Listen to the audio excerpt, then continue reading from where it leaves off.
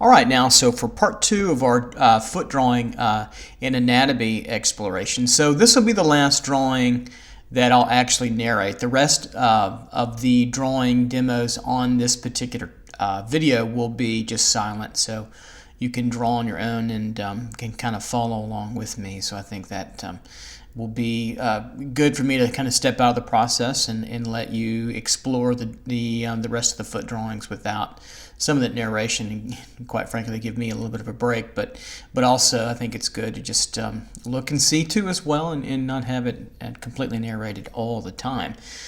So now with this particular image from, I believe it's Bernini again, we have 2 feet that we're going to work with. So both of these are fairly difficult views of a foot, and they're tilted foot drawing positions, and they're both going to be now in an area where we have some foreshortening with the toes and especially the back foot, both the feet and the toes, and then we have some pretty wicked tilting of the feet with in terms of the triangular wedge that we need to conceive of. So as I've started here, working big with a Conte stick. If you're not familiar with Conte, it's like a chalk. It's just a little bit waxier and not quite as smudgy as kind of a chalk pastel, but not that much more of a difference. So it is pretty soft, and so the early novice drawing might find it a little bit more difficult to handle, I think, a little bit. So the foot positions, again, as I'm laying in the wedging and the bottom pad now of the feet, thinking about that triangular wedge, but now tilted over. So what I've tried to do with all of these positions that I've given you, and of course remember that the images will be at the back, so you can print them off if you need them, or you can use them on your own. In addition to working with me, is that these positions are fairly challenging, so that wedge becomes even more important as it gets tilted and twisted to the side. Any drawing problem that you have, any form, you want to be able to draw the form out of your head convincingly, and that's why the volumetric figure, in addition to the volumetric foot, are tantamount to drawing well. To be able to visualize this in your head before you draw it more structurally like we're doing now, and then to take observationally and draw the detail of what we're looking at, in this case 2 sculpted feet, representational feet, and take into consideration their direction and also their structure here as well.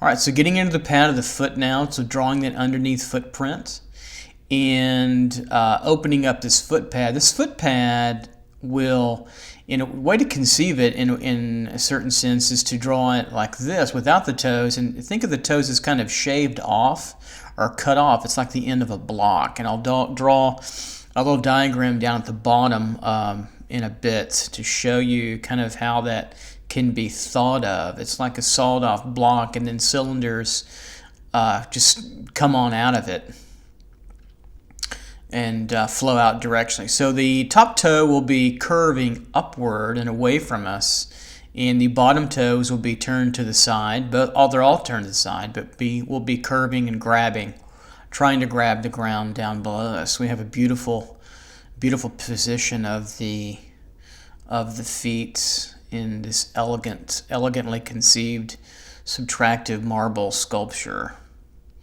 which always baffles me. There's not too much in art now that I haven't seen, both postmodern, contemporary postmodern installative practice, or total concept art, and then of course all the art movements throughout our history. But one of the mysteries to me, as a visual artist professional and a professional educator, is subtractive only sculpture. Is just an amazing amount of an ability to conceive of forms and not be able to add on to them and only subtract them and sand them. It's just it's a miracle in my mind. So those of you that are subtractive sculptors only, wow. So Now we're conceiving of the metatarsal into the proximal phalange joint, and then up now to more of the bulkier part of the top of the foot, that triangular wedge part, as we come over. And this gives you a nice sense of the fat padding, but also the abductor hallucis here on the medial part of the foot, and how transitional and how soft that transition curves into the padding of the foot from the malleolus of the medial side of it there, the ankle there, and how it just kind of cascades and curves downward into that region. Bernini, I believe this is Bernini. Correct me if I'm wrong, or forgive me if I'm wrong, but I still believe it's Bernini. If it's not, it's fine. It's conceived of these foot as very full kind of feet, a little bit chubby, without a lot of tendinous kind of material. It's a little bit puffy. So gesturing in now, the toes coming off the padding of the foot, and you get 1, 2, 3, 4, and we really don't see much of the pinky. I might just include it later on as an idea, just to have it show up a little bit. So just feeling now through the forms, and all this now on the padding of the foot is down trending. So we've got this rectangular cube that is our foot, and it's triangular kind of wedge, and then we see it upended and turned a little bit, and so all that's going to be flattened down. Even on this toe, this underneath part will be flattened down. So I'm going to kind of tone all this downward, separate a little bit of the pad, turn that condyle, the metatarsal condyle, which is really strong in this view. You get the end of it where the fat pad ball really turns in, and then of course we get the traditional footprint here a little bit. You don't get it so much in this view, because that's why the feet are puffy. You don't get that flattening or angularity. Bernini's really kept it a little softer in through here. So feeling that crease where that really turns in the arch, the longitudinal arch, and then the transverse arch underneath. And getting the softness of the side of the foot where the hallucis is. The abductor hallucis coming up now through, and getting the malleolus, and then the foreshortened, severely foreshortened calf, and then that's the tibia there, coming over a little bit of the gastrocnemius and soleus, and then we're going to come over, feel that flatten a little bit there, and then come on down, and really start to turn over like a good cylinder does, coming through, getting a little overlap now for the Achilles tendon area that would come down and then get overlapped by the hallucis muscle, abductor hallucis. That side muscle that attaches to the calcaneus and all the way over to the metatarsal, and it's really, so I'm telling you there, it's clamping down. So we're feeling that clamping now, the malleolus, and we're seeing it from a side view as it clamps down. So feeling that now through, and in the softness of the foot. One thing I like about the Conte sticks is that they, if you can control them, is that you can turn them to the side and get a nice broad mark, and then you get a very, very tight line when you need it. But they are a little harder to control, for sure. So if you're not comfortable with them, you don't have to use them. So that heel's a little long. I'll shorten that heel up in a little bit. But that fat pad of the heel, shortening that up a little bit further. Really dense. Lots of dense material on there. And we'll take off that extra into there. So we've got the foot located decently well. I'll just blend that in so we can kind of get out of the picture there. And so we need to turn this fat pad, really dense in that heel, and it can feel like it's pretty hard. That's a collagen fat material that is kind of your shock absorber. You kind of do use a car, a vehicle metaphor that takes on the sheer forces of pounding, running, jumping, and etc., and then also protects from sharp objects as best it can. Sometimes it can go all the way through, but it can get stuck in there. If you step on a tack or something a little bit sharp like glass, it won't go all the way through the bone. or to the muscle, and tear those muscles. So we get this beautiful curve now working with the next foot. See, we've got the over curve, that's basically the gesture of the first foot, and then the under curve is the gesture of the second foot, and it keeps on. The third arrow is the curve at the back of the second foot. So let me show you what I'm talking about here. So we've got the first curve, and we see that takes off from the heel there, and then see how it moves just beautifully upward in this viewpoint. Gorgeous positioning of the foot behind, and the big toe really kind of secures its place, nestling up against the heel. It's hooked in there to give it a little bit of staying power there. So I'm conceiving of it now at the front of the wedge, if that was kind of chopped off, and then perspective now, the back of the foot moving back in space there. I found it to be a wonderful, fun drawing, challenge to do, and I love drawing this big too. So if, I thought, well, I've been drawing smaller, and that's really not me for the most part, but it's good for educational purposes to draw a little smaller, because most students can't draw. Bigger is harder, and it's also paper-wise. But, I do like drawing feet, hands, larger, because you can really get in there and noodle some of the smaller digits of the phalanges, etc. So that helps. That's one reason why I've drawn bigger. So if you want to take that on, great. The paper size in inches is 24 by 36, or 2 feet by 3 feet. I'm not sure what that is in centimeters, or European, Asian paper size. It's beyond A2, but it's pretty big. So getting the basic foot gesture, I'm starting to think about that wedge. So I blocked it off a little bit, and then I'm thinking about just pushing back that front wedge form. So it's kind of coming at us, the foot, and then going down to our left to hook up to the next foot. So I'm thinking about that wedge turn here, and then that gradual, strong peak wedge that we get this way, where those muscles will sit and fill on top, the extensor digitorum brevis muscle, so 3 of those, and then the extensor hallucis muscle. So getting that comfortably set in, and getting a plane there to tell me where that's shaved down, so I can feel this curve right there is about the tuberosity of the 5th metatarsal here, and then getting closer to the bulk of the lateral fat pad, and then curving over. So we're taking it, that's when the wedging really comes into play. Of all the videos of the foot, if you're seeing this one, if all the videos of the foot and you're focusing and concentrating, it really is the wedge, the simple structure. It's the first one I did, and it's the most important. So spend more time on that than anything else. The bones are important too, muscles of course, but the wedging idea is really important. Now I'm just feeling out the tone a little bit to make it clear in my mind.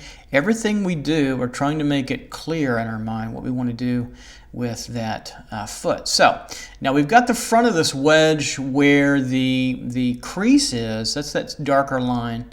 I'll change that some, and I'm going to show you here what I'm talking about the front of the foot. So here's what I'm talking about. So I'll draw a little arrow down here. Hopefully I'll get it in the camera. Let's see. So I think of the front of the foot as we sliced off where the toes are, a sliced front version. Okay, and we go back with the wedge. We know about that.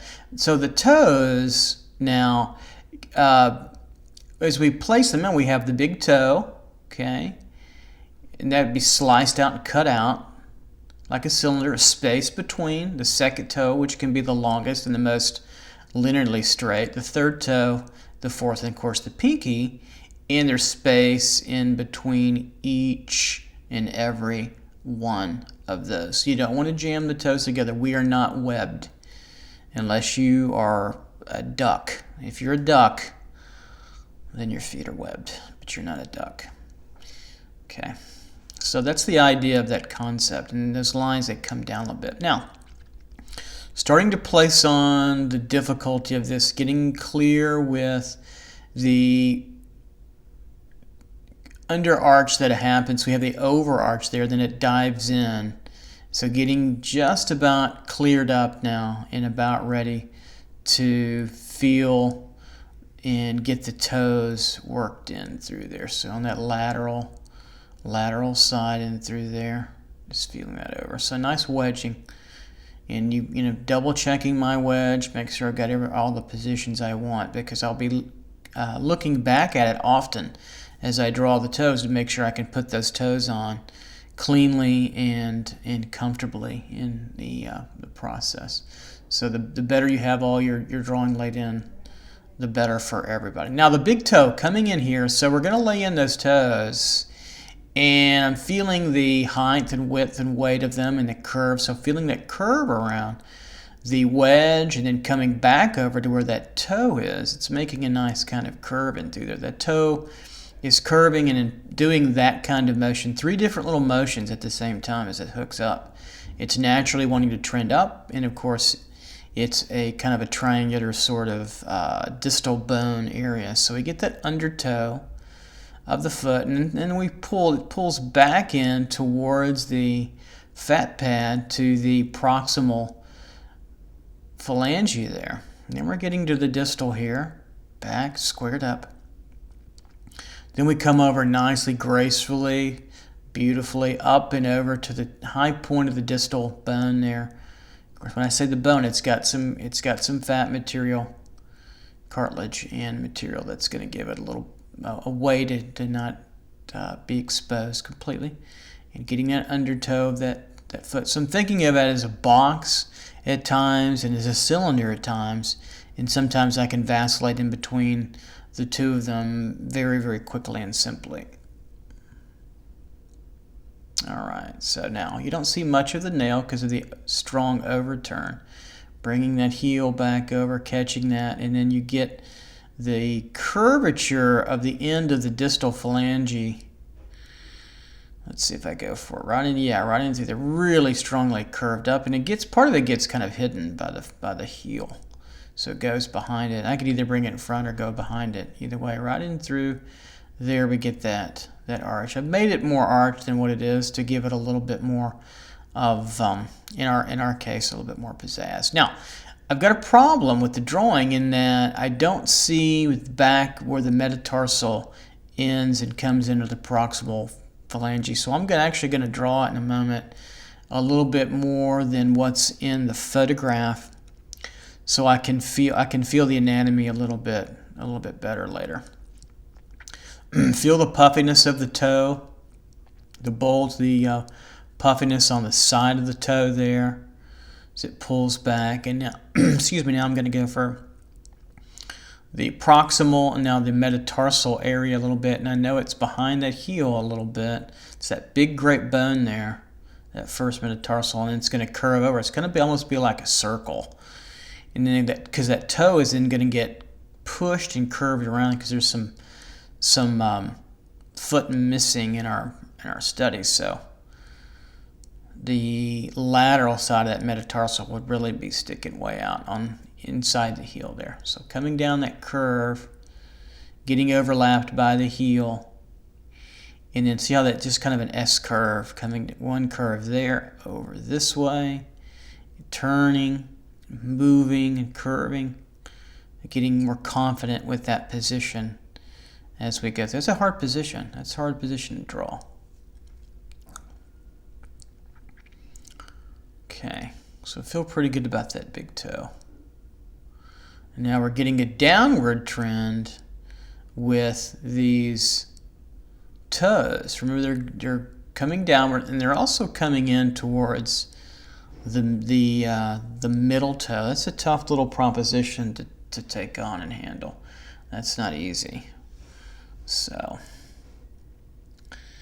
now the overall proximal area of each phalange, see how curved up it is. So I'll look at that line of them all, how curved. And look at the underneath of the toes, they're even more arched. They'll meet up and go into the pad further. I'll show you that in a moment. So I'm looking at both of those, but right now I'm looking at the top to help me decide where to start each of them and then kind of group them together. And then pushing that toe, that foot back to the fifth metatarsal back there, pushing it further back, and that's an overlap, a gradual overlap. Sometimes I'll use a combination of tone in contour line, or I'll just use contour line. Depends on what you like or look, and sometimes it doesn't matter. So getting that heel back there a little bit. I think I draw it a little long, and I tighten it up later. It wouldn't be that long.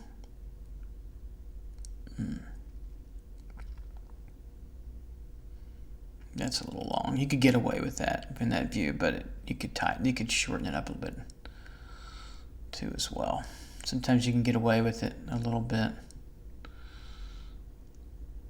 Okay, now getting the toe in there. Big toe, feeling the side of it, the medial inside and between there.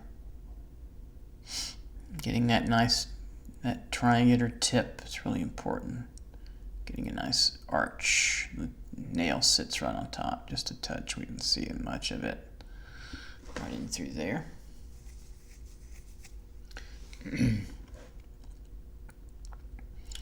And where the distal bone ends underneath, there's a little bit of a divot because it curves downward and under. It's like the tip of a shark's tooth or a triangle in through there.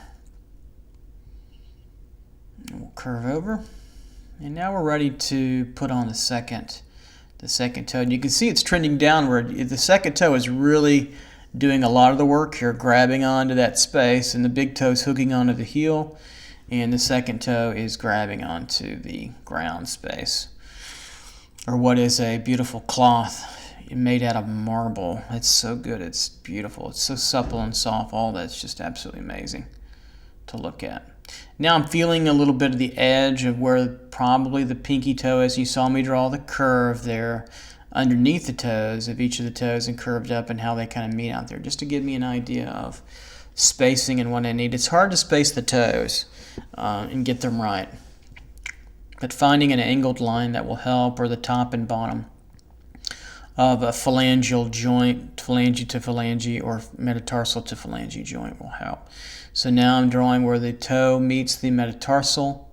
It's a little boxed off, so it's a box and a cylinder at the same time. It's kind of a rounded off box, and then you get this beautiful end of the proximal condyle right there. Very, very, very foreshortened, and so very fat, full there, like a ball with two kind of joints, kind of like the femur, very much like the femur. And then we get the medial and then the distal joint together. Move down in this position. You're going to see the big toe kind of grab the ground and flatten out a little bit. Of course, the cloth is underneath it a little bit, and so it's also angled away from the big toe a little bit too as well. Getting underneath turn, feeling this kind of little heads and joints there. I can start to feel around that toe. And then also the top of the wedge of the foot coming up above it. Always trying to get clear with other parts of it. Ultimately I'm thinking about bones, the bones of the foot. I'm also thinking about boxes and cylinders, and if I need an egg form. Into the nail bed, curved, and then puffed, inserted into the skin on the side, so that makes it puffed out, and then the insertion up to the cuticle there is best shown by two opposite curves at times to give you that puffy kind of look in there. That doesn't come natural. You have to study that. We tend to make our angles of our toes or nails the opposite way, so you have to really have somebody help show you and look at a lot of art to help. So the next toe a little higher, so the third toe is even higher position and more angled, and it's really angled back in a ways. It's tilted and angled kind of back and also away. So you see I'm making those little stitched marks where the toe will attach to the metatarsal area. So where I'm cutting it off is where that fat pad ends in a way, because that's that foreshortened area, and that's where those metatarsals would show through. So that the gesture of these toes now, I can get more comfortable downward trending and away from us, but still tilted and leaning into the second toe.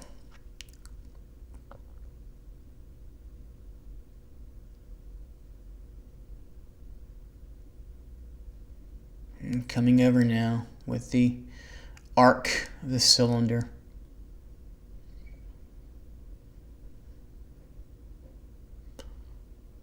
Coming over, feeling that arc over.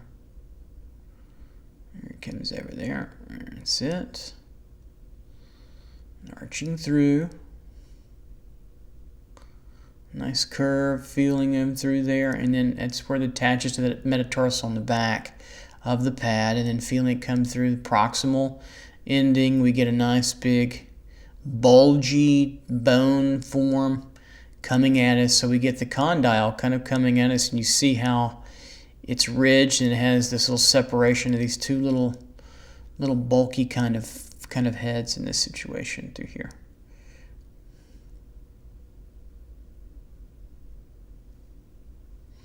And then we get the toe pointed, now moving downward, kind of bending a little bit. Emphasize it maybe a little too much here, but that's okay. I'm okay with it. I say that a lot. But emphasize that turn, that bulkiness as it digs in. I really want to dig into the ground and get a little bit twisted. Our toes are pretty malleable. They can get twisted and turned until they just can't, and then we have a problem. Obviously, a problem. But they're pretty malleable.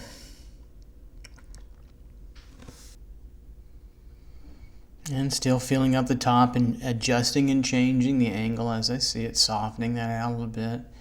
Keep that fresh and fluid. I can feel like I could change anything I wanted in any time, really.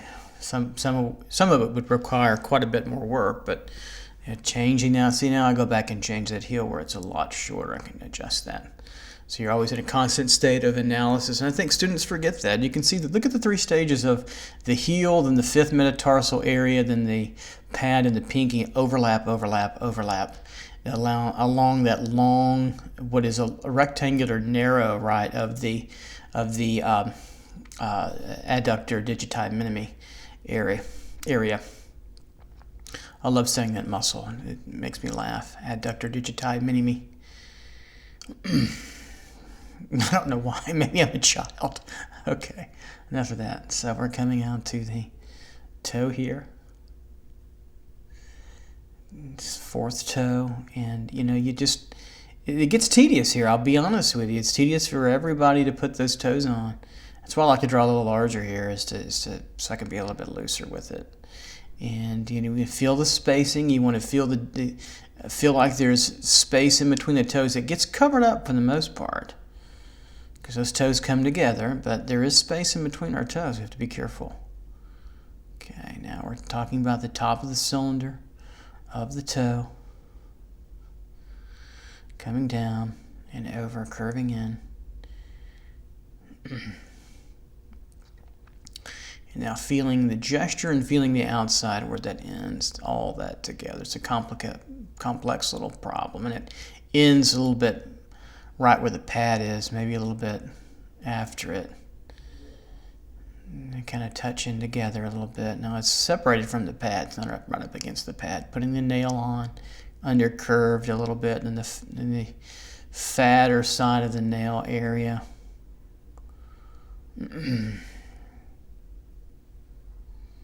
Underneath the fat pad and up a little bit and over. Feeling it underneath. And coming back. Over the top of the toe, cylinder. Feeling the condyle, the end of the medial condyle here. And then into the cuticle, coming down and the bulk of the side, and getting the nail embedded into the skin. Sitting on top and then embedding in. They're longer than what we actually see. But they're embedded in deeper back into the skin. There it goes through there. Right, kind of through. The end of the toenail there. Okay. And then we have now mercifully, the last of the toes, the pinky toe. So now it's showing you it really pulls, leans back in, and now it's higher through here, a little bit of an arch, very elegant little raised section. This whole foot, the elegance of the big toe and pinky, they're very, very expressive. In the hands of a lesser artist, it would be flatter. But this beautiful expression of foot structure and then the curvature of the toes is just beautiful. So now getting the top of the pinky, and we have a lot. We have a lot to learn from our art historical past, and using their works as guides for our drawings is very common kind of art school practice, especially in the 18th and 19th centuries, and then it was less so in the 20th century. And we've revived that somewhat and still kept our eye on progression and avant-gardism in the arts too as well. So you're looking to explore the past and then looking for a window forward. I think that's getting more personal philosophy, but this is all good drawing practice. So we got the big toe now, the pinky toe now, and getting underneath the fat pad, curving that toe on. It's really the end of the medial to the distal is very, very foreshortened. So we come now with the finish of the, or at least the sketch in, lay in a good feel for now the toe in the foot of the back area. Now we can start to work this front area. Feeling now the bulk of the heel, and as it cuts into that toe, look how that curve just nestles right in there, just gently, very nicely. So lovely little area there, connection together. Then getting the top of the pad in the abductor hallucis. And the soft turn now, turning that over. I'm going to soften that out. It's a little hard. That line's a little hard there. Of course, I see it's a highlight, and I'm kind of ignoring that. Just drawing structurally. But we have to soften that in just a little bit. Otherwise, that could be a problem. Here we go.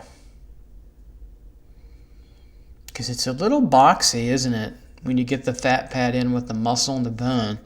But it also slopes and curves too, so it's kind of a rounded, soft box. Both these feet again are very puffy, kind of chubby-esque sort of feet. Some people have very bony feet, and to showing you the curves there, and others have very, very pudgy, soft feet. So there's a little tension, stretching there in that area as it kind of bends.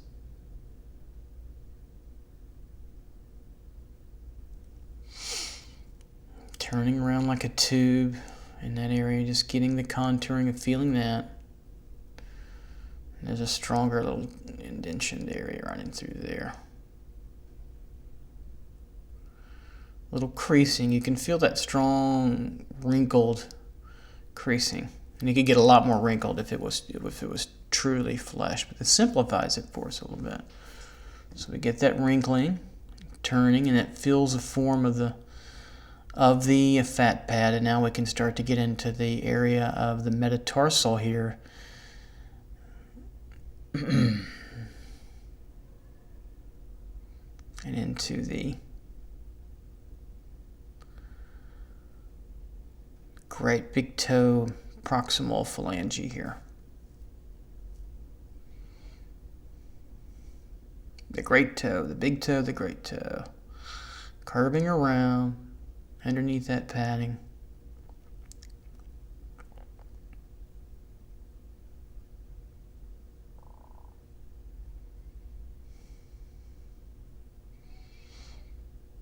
So that the area where it's dark, there's a little bit of an indentation there. So I want to indicate that, but you have to keep it soft. To be a little careful.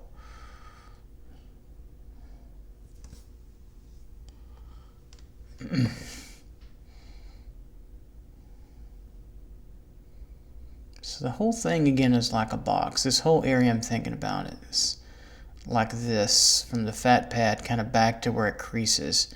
And so the toes are here, and they are out to the side a little bit, like so. So the big toe is coming up a little bit, and the smaller toes are curved down. That's kind of how I'm thinking about all that information there.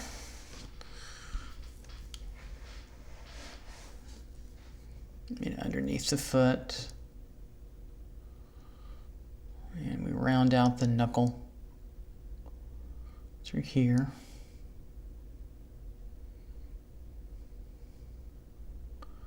Getting to the bottom of the foot there and the toe. That wonderful distal bone. Very triangular. Remember, there's a distal and a proximal. There's no medial in the big toe. The great toe only has 2 of them. There are 26 bones in the foot total, although you could argue that there are 28 with the 2 sesamoid bones underneath the first metatarsal of the big toe.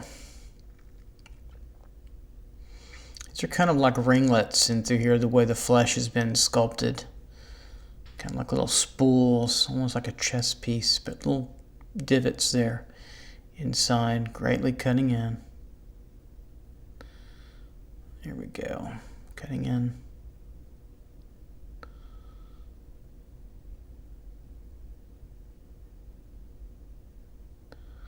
And over the toe there, over the backside, so that cylinder of the metatarsal is going to come over and overlap a little bit and flatten.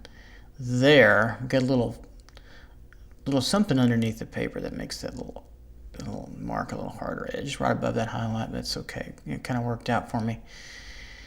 And that's going to turn a little bit. It's kind of, again, it's like I'm thinking of a box, the top plane, and then I'm arching and curving down to make that work for me.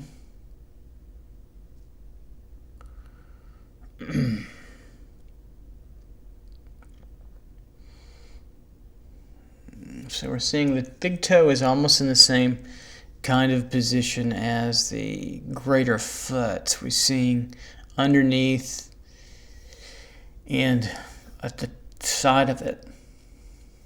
So we don't see any nail. You don't see that often. Typical foot. And this kind of gets blocked out here. And it signifies by doing that tip is a little bit more of a triangular tip. This is kind of the opposite side. Center of the big toe, roughly right in through there. So sometimes it gets a little split. And I'll show that for the kind of a tendon mark.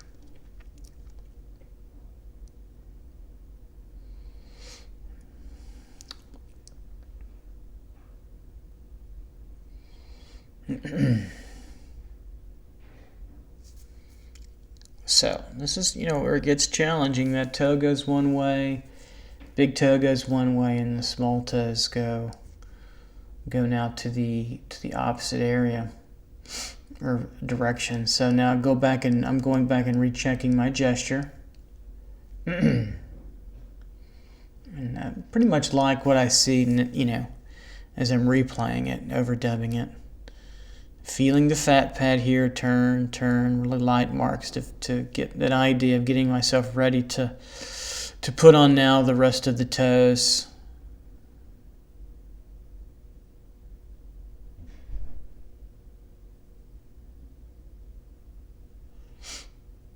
Top through there.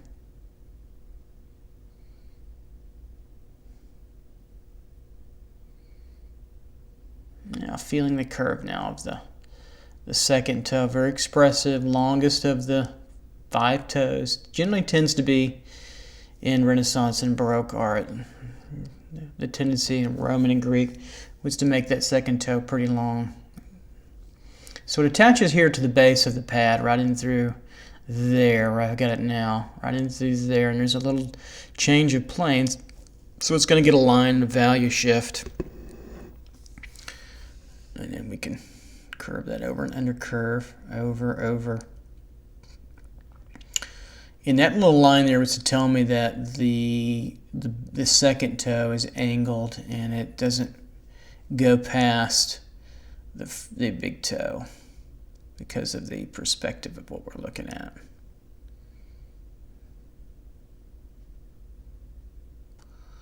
And so now we have the overturn. Overturn of the toe, nice beautiful position. We don't really see the nail. We get this really strong over curve here, and then we get to the bottom of the foot and it's a little flatter in through here, and then we get to see how far the bottom toe as it comes up and over. It's that gripper part.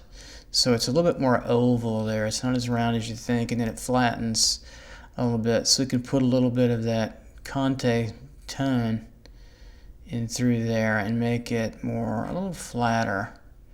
I'll get to it in a moment. So push that back. Turn that around.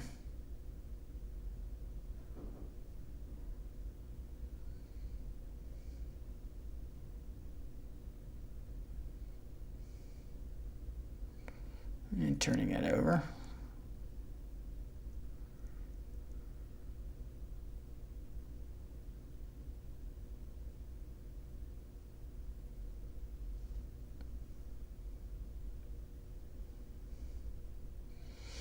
Connecting that through.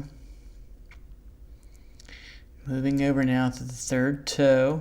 You find its rhythm, its flow, its movement downward trending and inside more, and that's tough enough. And then you've got to think of the toe, the bones, the muscle form, fat pad, and then its positioning and its relationship to where it's located inside there. It seems more complex than it is, but trust your eye.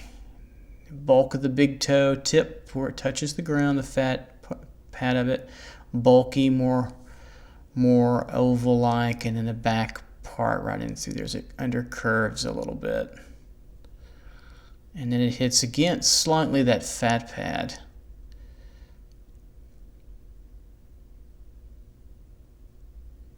Right there.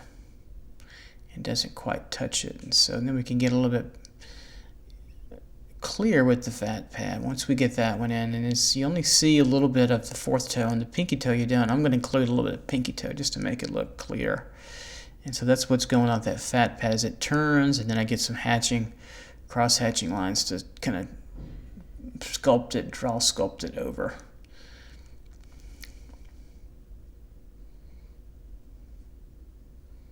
And then the fourth toe down there, we don't get to see much of it.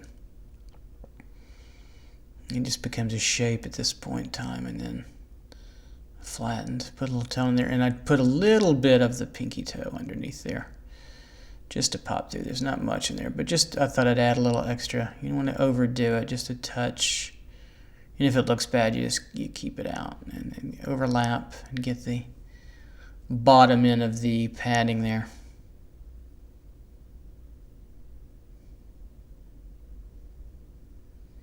So now we're well on our way. So we got, hallelujah to deal with those toes, right? It's good to get most of that done. Now we can clear up a few things with the padding in the front here.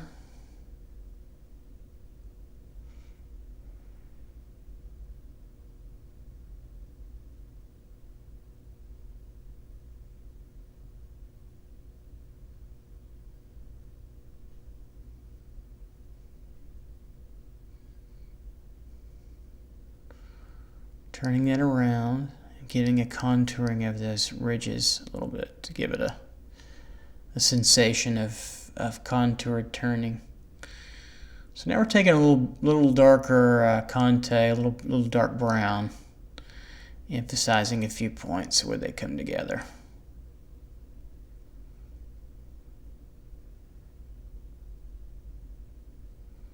Underneath that big toe there, beautiful toe. Soften that up a little, best I can.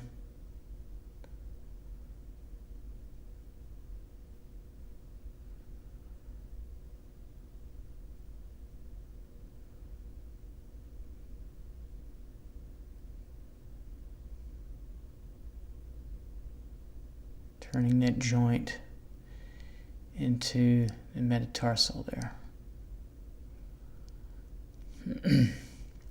Underneath.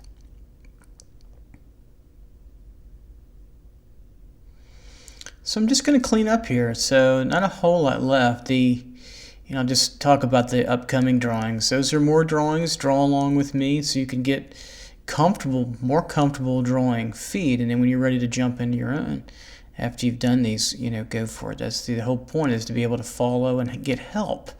And then as you get confident, Even if you don't get confident, you need to jump in on there on your own too. So then you'll do your others. So there are about 3 or 4 more that I do, but I'm going to leave those now unnarrated. So give myself a break, and you can see these others come alive as I draw them. So again, keep in mind we're trying to work on 3 things: structure, understand bones of the foot and muscles, the ones that are important, in overall keeping with the structural integrity of a representational feet and also the toes. Cylinders, boxes, cylindrical or egg-like forms of objects too as well.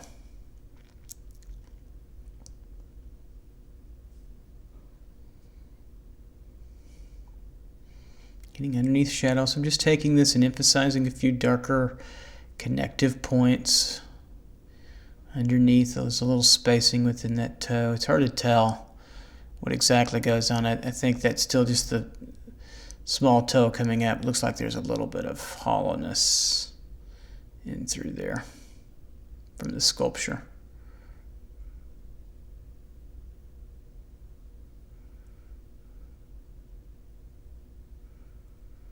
Just tightening up edges or working on creasing or a little bit of value.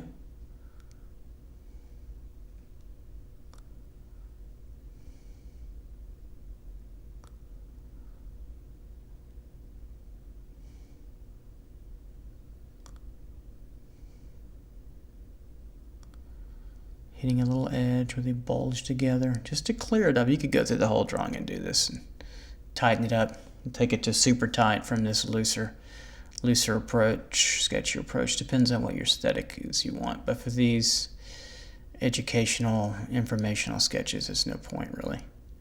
Once you have the information, yes, you're looking to finish studies. Now I'm flattening it out here a little bit. Let that feel across it horizontally and through there to give that foot a little bit more dimension. Strong crease there,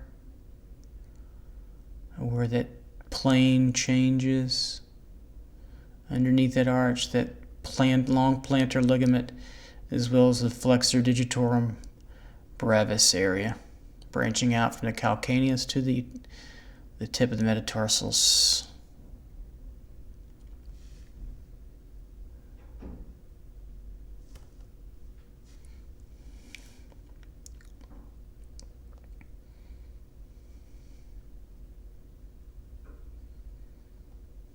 A little dark where that foot's sitting down, a little bit of underneath there, be raised up.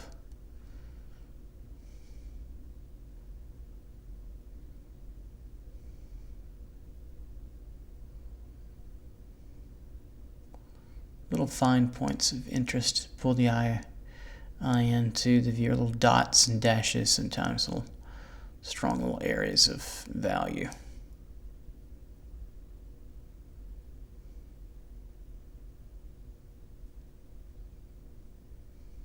Not too much under here, and that's about it. All right. I will see you guys next time. Good luck with the rest of them. You guys take care.